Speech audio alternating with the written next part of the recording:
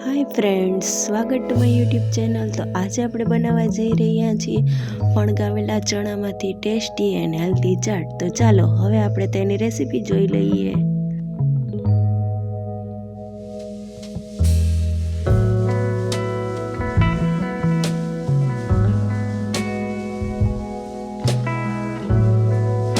મેં અહીંયા એક નાની વાટકી ચણા લઈ લીધા છે। તો હવે તેને આપણે 7 થી 8 કલાક માટે પલાળી દઈશું।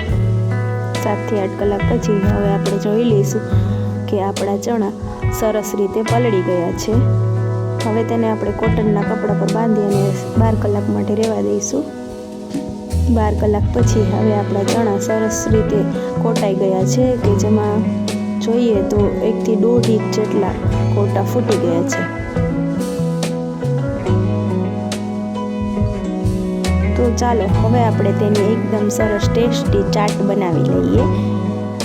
ચાટ બનાવવા મેં અહીંયા ફણગાવેલા ચણા લઈ લીધા છે। તે ફણગાવેલા ચણાને હવે આપણે એક તપેલીમાં લઈ લેશું। એક મીડિયમ સાઈઝનું મેં બટેકું વાપી લીધું છે, તો તેને પણ આમાં એડ કરી દઈશું।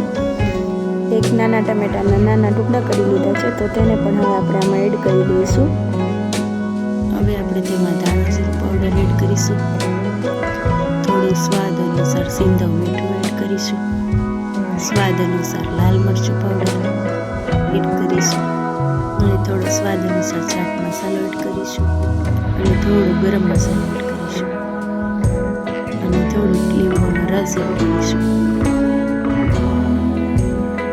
અને તેમાં લીલા ધાણા એડ કરીશું। હવે તેમાં આપણે તીખા મીઠા મિક્સ ચવાણું એડ કરીશું।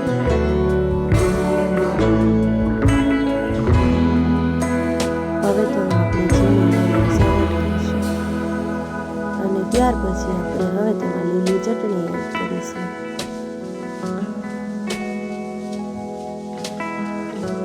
હવે તેને આપણે એકદમ સરસ રીતે મિક્સ કરી લઈશું।